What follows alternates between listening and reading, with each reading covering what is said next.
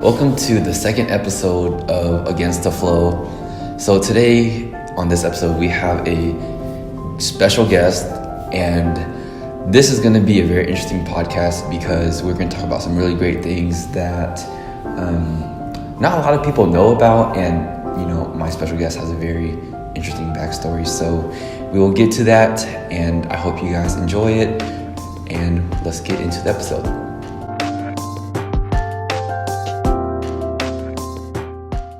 So this is the second episode of Against the Flow, and my special guest here is my very own girlfriend, Dena Nguyen. Tell us a little bit about yourself.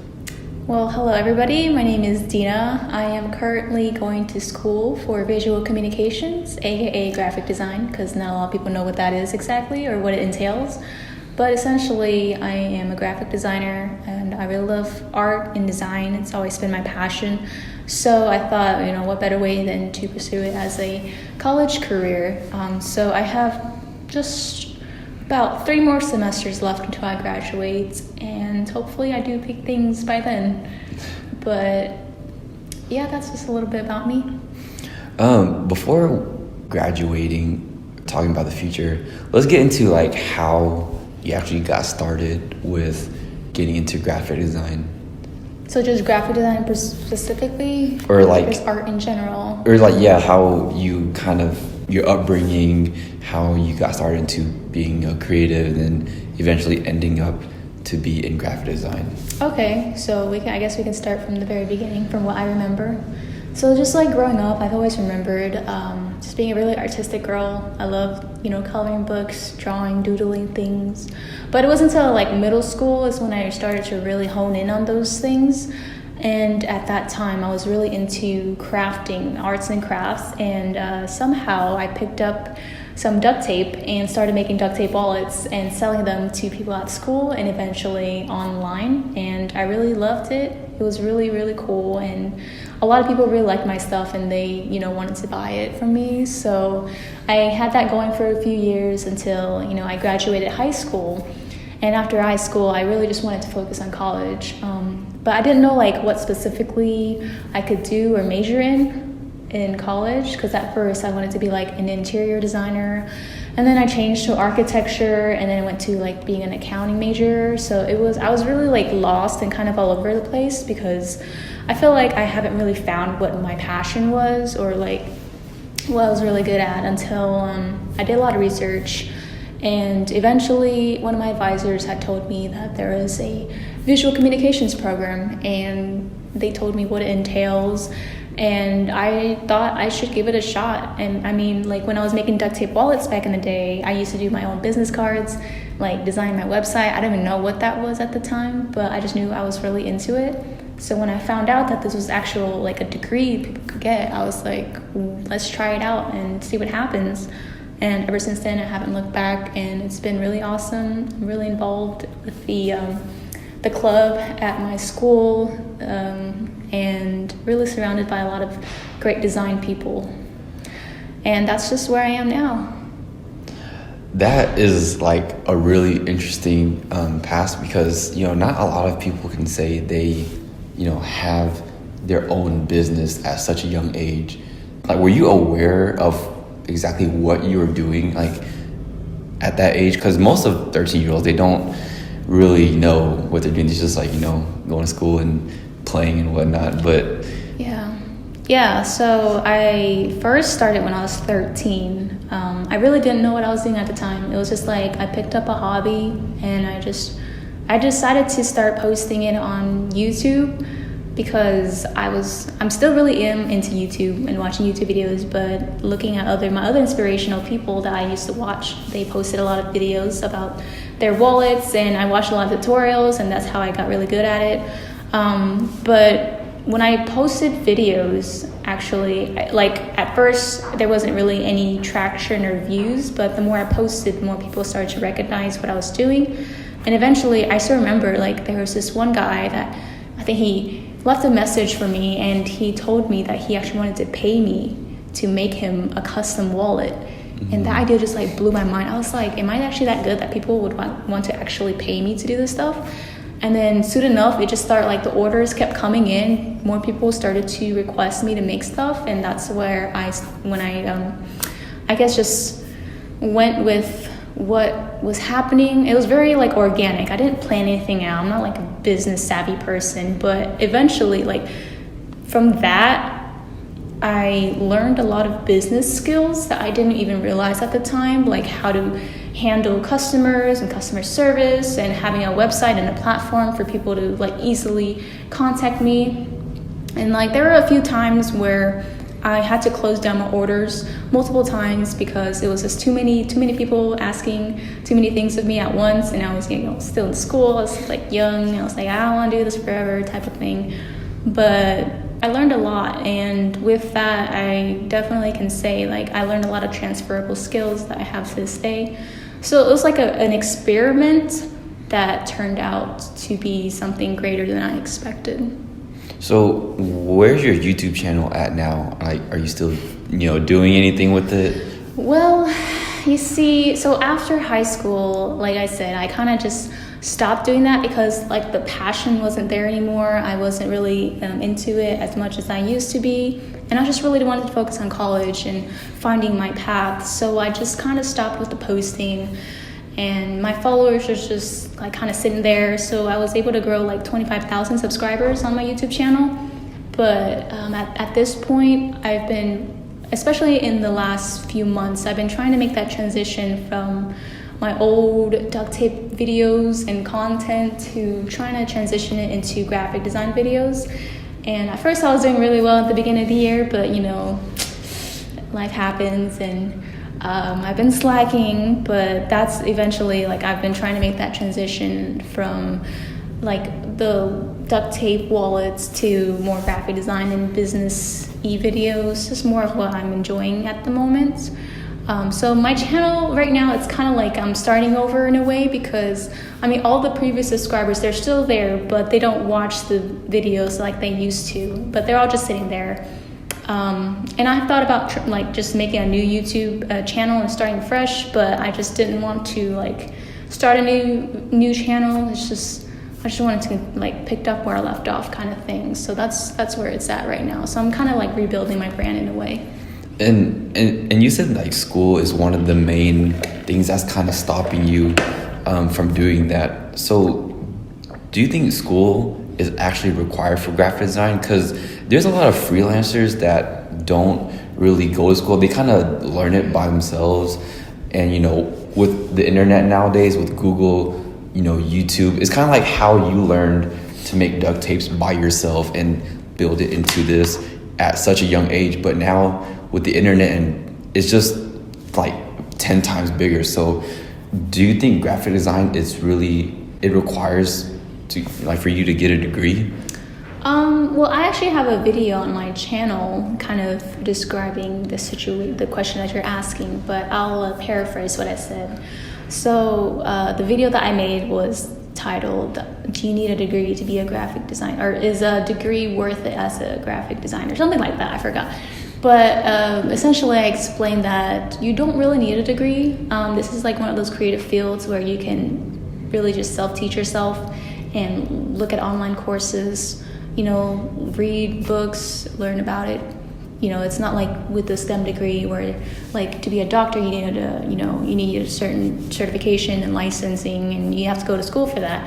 But more like creative fields like us, you don't really need a degree. It's more of how you manage your self-discipline and how bad you really want it.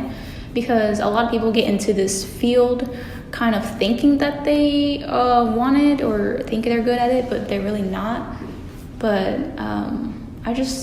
I think it all really comes down to how bad you really want to make it. There's a lot of creative people that never go to school. But yeah, that just goes to show that school is not really a requirement for creative fields especially. And it's a really, like, controversial topic. Because a lot of people think, it's pointless to go to school for art or anything in the creative field. But in my opinion, from the few years that I have been in college, it's been really helpful to set my foundation on being in that environment of, being around like-minded people, learning new things hands-on. I'm a more visual and hands-on learner. I don't think I would have had the discipline to just sit through online courses and just do everything by myself because, eventually at some point we all need to admit that we need help from other people. And just being in that environment with other creative people going through the same thing as you, making those connections in college, which is really important, I think it is paying off and it's worth it, in my opinion. Yeah, I think it's kind of like a weird, like, gray area for creatives if they should or shouldn't go to school, because, like, me as a music producer, I went to school for a biology degree. It's like one of those, like, STEM majors, and I graduated and I don't really use it.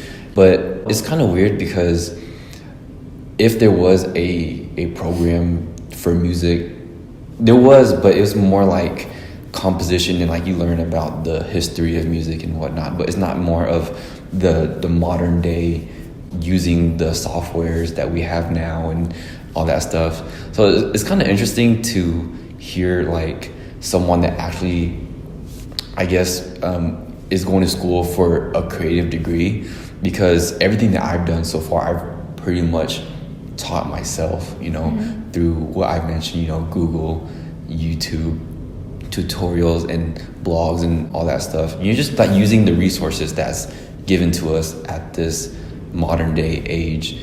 And so I think it's kind of like a gray area that a lot of people struggle with. And it's also play into like financial situation too, because school nowadays can be like super expensive, but like I'm pretty sure that after you graduate, that job security it's not like what it used to be, where it's like right after you get a degree, there's a job there waiting for you, at the end of the tunnel. It's like you kind of have to go that extra mile because, everyone is getting a bachelor's degree, and that's become like the lower standard, and you have to kind of set yourself to go beyond that. So yeah, I think it's really interesting that, me not really using going to school for my creative endeavors, but you are. So I think it's pretty cool that you mentioned it, but at the same time, I feel like you don't really need school. I feel like if you didn't go to school, you wouldn't have really known to surround yourself with those type of people. But, you growing up to kind of being creative and stuff, I'm pretty sure you would find a way to surround yourself around those people through like keynotes or like these design events. If you didn't go to school, like, do you think you would have gone that route, or just not know where where your end goal is? Mm-hmm. Yeah, so definitely I think I wouldn't be as assured of my future as I am now if I didn't go to school. Like I said, going into college with this really helped me narrow down what I wanted to focus on, what I really wanted, as compared to like if I didn't go to school and just like went full-time working at a job that maybe wasn't super exciting for me, I guess I could say. I would be a little more lost than I am now for sure, but school has definitely guided me into the direction I wanted, and it gives you structure. So especially for someone that's starting out as a creative, doesn't know how to start, where to go, who to ask, school is really good for that.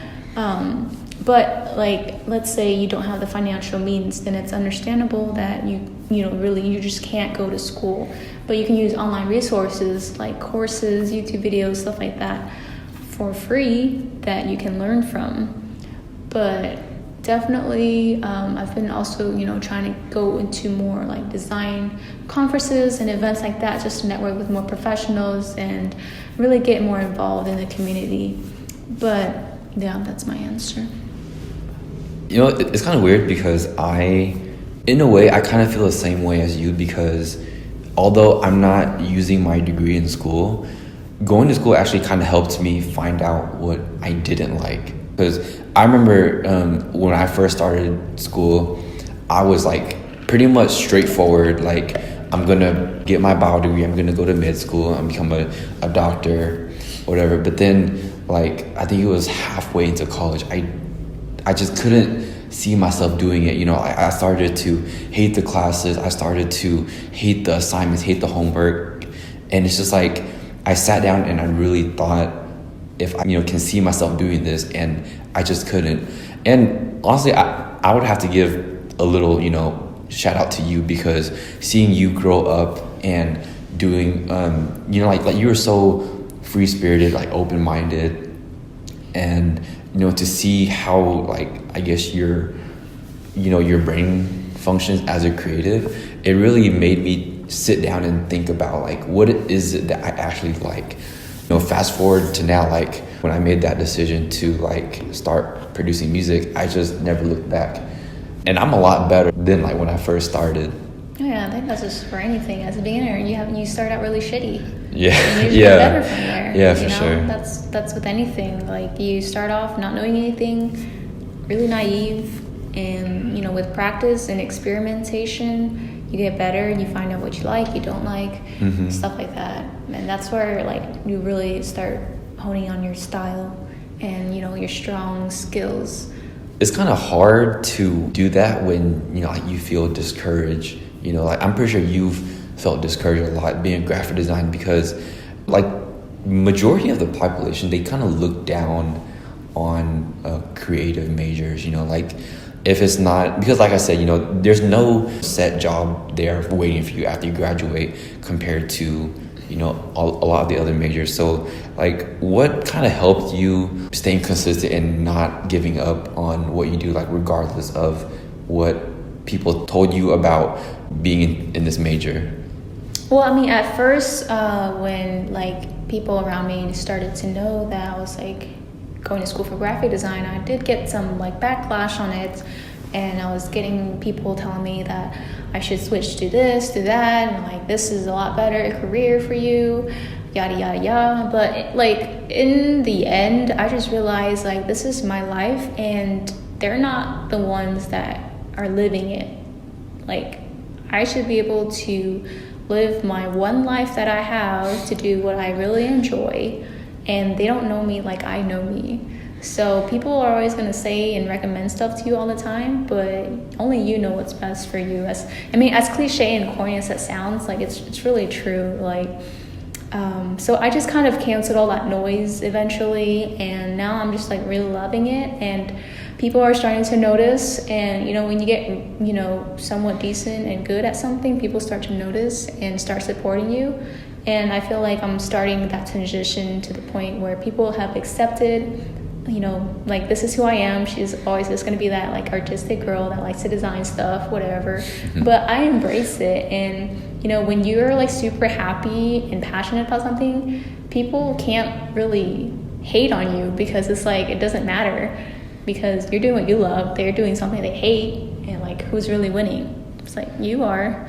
So yeah, just, like, over the years, I've just been able to not take other people's opinions too personally, because that's what I always took it too personally, and it really discouraged me a lot of times. And I've had a lot of points in my life where I'm just like, do I know what I'm really doing? And, like, I feel like I'm just going with the flow and not just kind of riding the wave type of thing. But I am reminded of why I'm doing this by my peers and friends at school, especially in design community.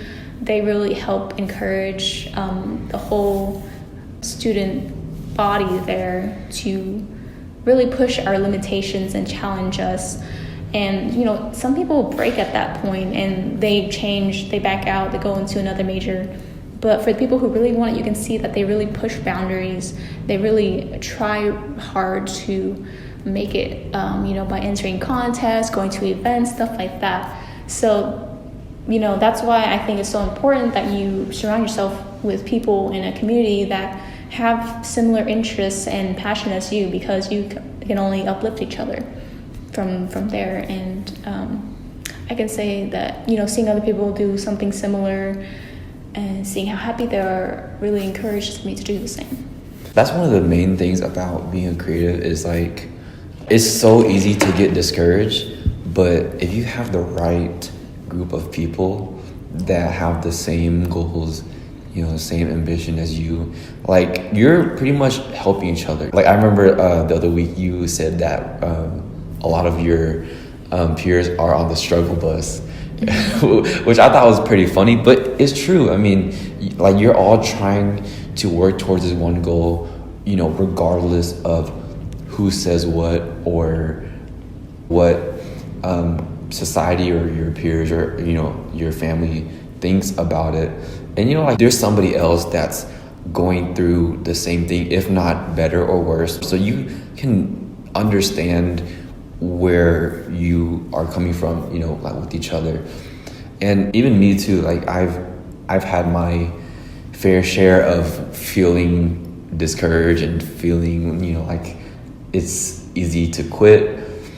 But after you get over that hump of feeling discouraged and you remind yourself why you're doing it, you know, you go back to those people or you create something that resonates with somebody, and it's just kind of like those little reminders that remind you why you do what you do. And at the end of the day, because I see for you, like, it's more of like a passion thing than like a monetary thing, you know? So, like, how would you, I guess, give advice to those who are like a little too worried about if they can make it a living or not? Because I feel like that's one of the biggest things. If, like, yeah, you love it, but you can't, you know, like, a lot of people think that you can't, you know, keep doing this if bills don't get paid or like you're broke or whatever. So like, what would you say to those who are actually in like a financial situation and they, you know, are afraid of not, I guess, making it because of not making enough money? Well, for starters, I think whatever you want to do as your main thing is, first you have to get good at it, right? Because if you suck at something and you want to do that as a career, you're really just not going to make it, just due to the fact that the work is not good. That's just being realistic. You know, you don't want to give people that encouragement of you know, you're going to be the next whatever, and they really just are not good. So definitely just having that practice first, and practice a bunch at your craft before you can really start, I guess, promoting it or expressing it to other people. You really just have to take that time for yourself to, you know, there'll be days where you're working at your desk 8 hours at a time straight with no one around, but you just have to keep your head down and be humble and work on your craft. And once you feel like you've gotten to that point, I feel like you need to start going to, you know, events and networking so that you can really get the word out there. And if you're finding that you're not making any money, you're feeling discouraged, whatever, you know, some people have to start with a main job, like their typical 9 to 5, and in the evenings, whenever you have your free time, that's when you work on your craft and work on, you know, like, take strategic risks. Yes. Just put it like that. Take strategic risks. Do your research on the market. You know, it's basically like you make time for things that are your real priority. So after your 9 to 5, if you're not as committed to your craft as you say you are, you're just going to be lazy for the rest of the day, and it's just going to be a repeating toxic, never-ending cycle. And next thing you know, it's like you've never really honed in on your craft. You've never done anything with it, and it has so much potential, but because you were lazy or didn't feel like it didn't go anywhere. So really, I would say, you know, if you're struggling financially and don't really know what to do, is like, for one, seek guidance. 2, make ends meet, of course. Don't just quit your full-time job and then start going 100% on your craft if it's not stable yet. But, you know, just everyone's situation is different, so I just don't want to give too specific advice on this stuff. But it's just like, make sure that you still have food, roof over your head, and your mental and physical health are somewhat, in good shape. Because without those things, it's really going to take a toll on you, and you're not going to be able to bring out that energy into your craft and passion without those things. So definitely just making ends meet first, and then planning out and strategizing and all that stuff from there. So pretty much it is possible if you want it that bad. And regardless of who says what, it doesn't really matter. It's just, at the end of the day, if you hate something you do, I don't think it's really worth it.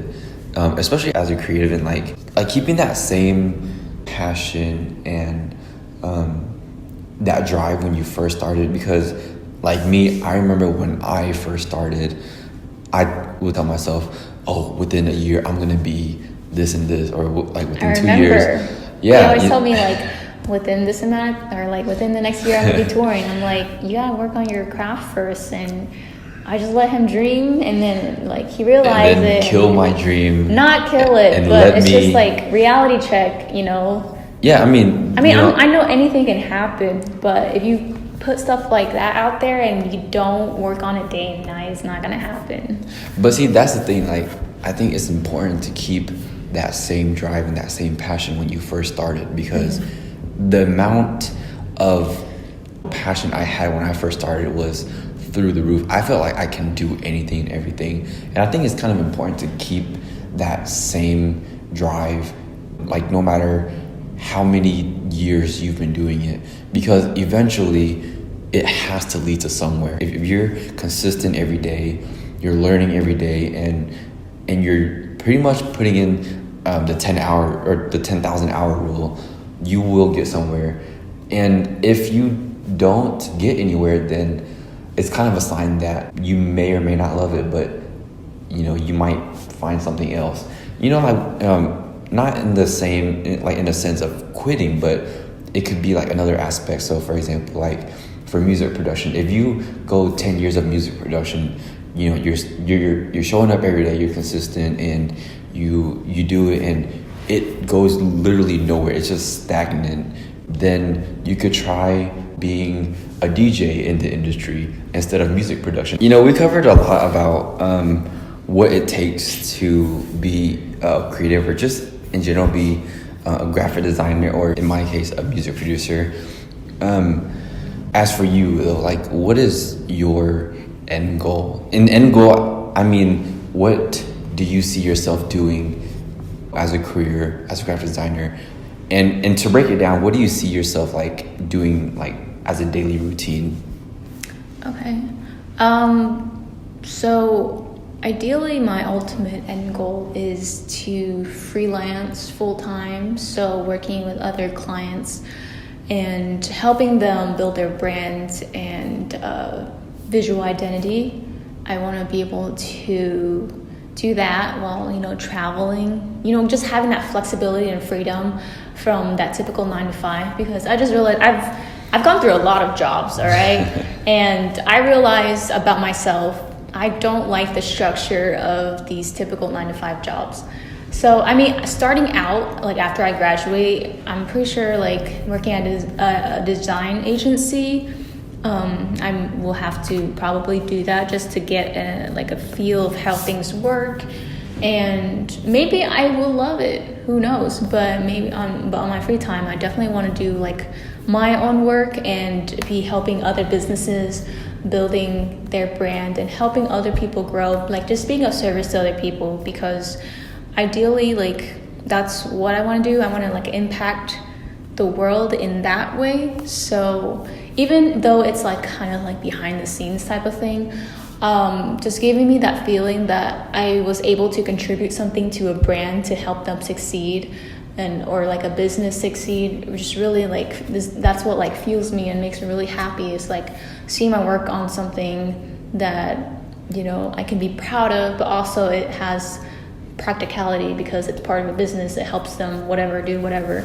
So I just want to be able to help other people grow, and with that helping me grow, and with that me channeling what my experiences, my thoughts onto the online world with my YouTube, my website, blogging, whatever.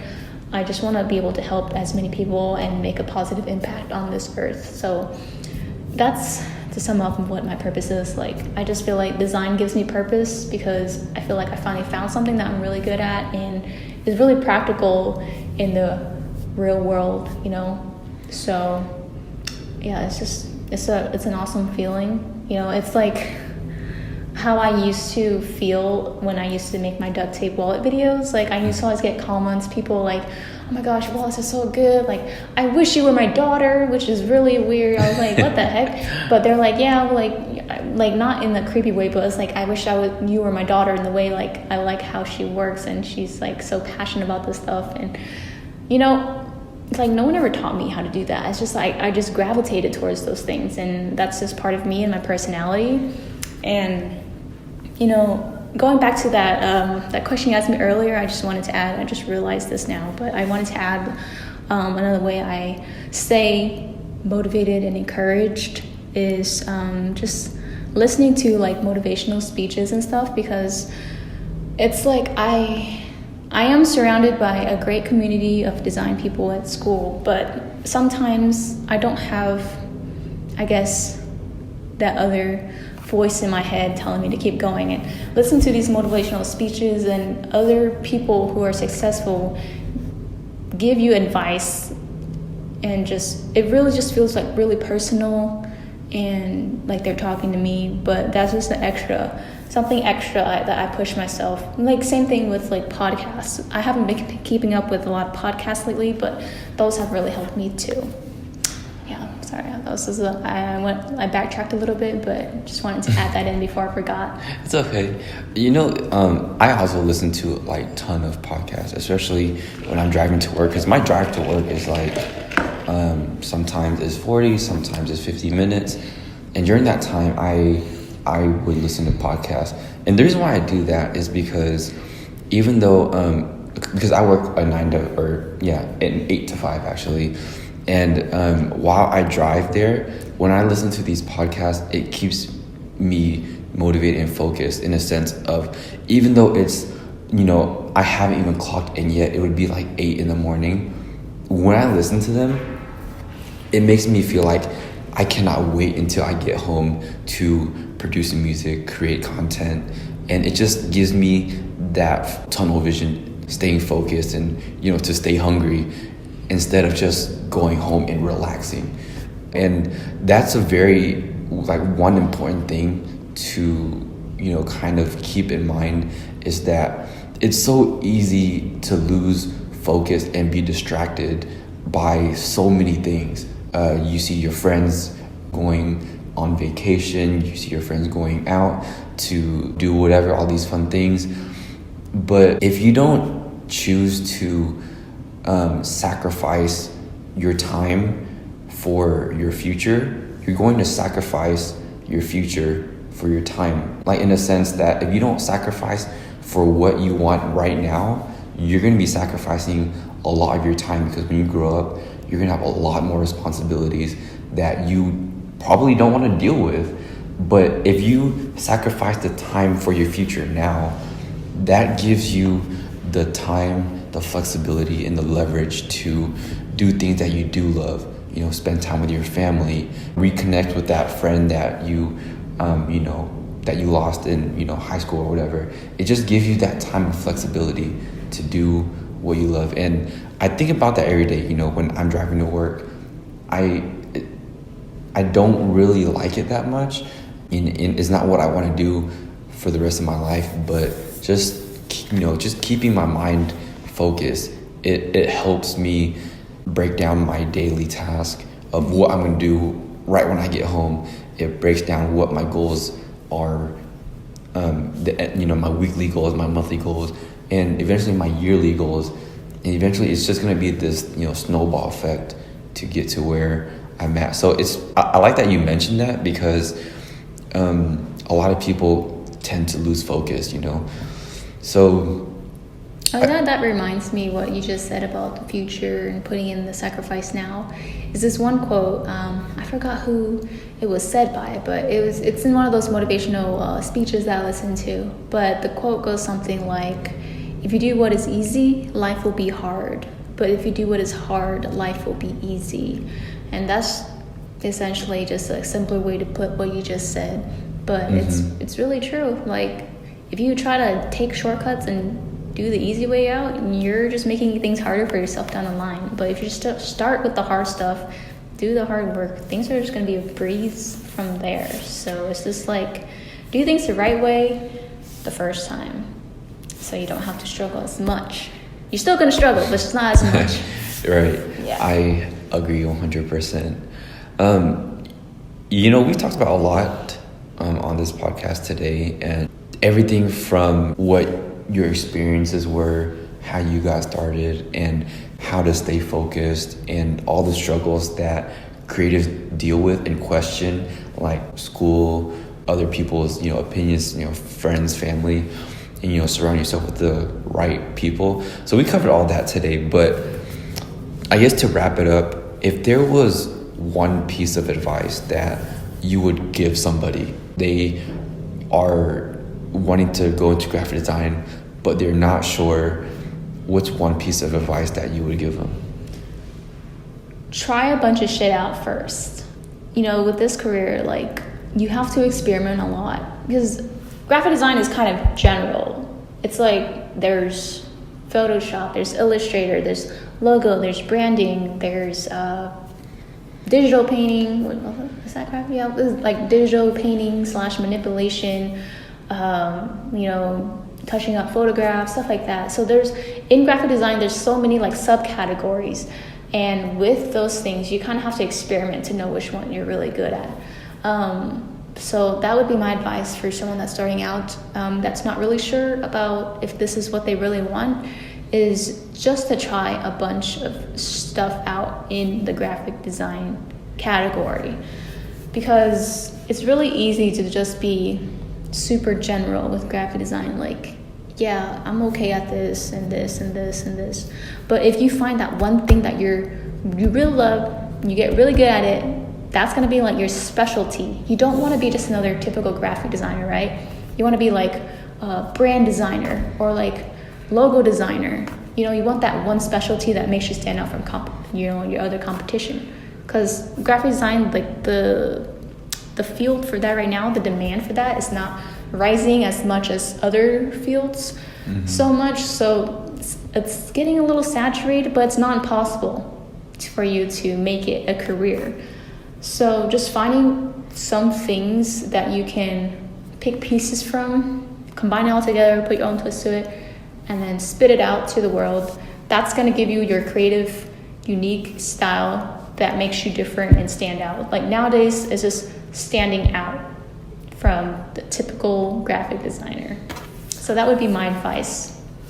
Well, I think that pretty much wraps up the podcast. I think we covered tons today, and we talked about a lot. And that, kind of wraps up the podcast for today's episode. Well, I appreciate you having me. This was really fun, and we dove a lot into stuff that is very personal, as well as giving advice, as well as, just the creative field in general. It was a lot. I'm kind of out of breath, but it was good stuff. I feel like we brought a lot of value to. I hope whoever is listening / watching finds some kind of value, or like a little gold nugget. What is that? Golden nugget that they found, or whatever. But it was really fun to do this. I really enjoyed it, and made me kind of reflect a little bit more. So it was great. Yeah, well, thank you for coming on. This probably won't be the last time I'll have you on, because I feel like there's, we can sit here and talk for a long time, but it's the end of this episode. So thank you guys for watching and listening to the second episode of Against the Flow. I hope you guys found some value in it.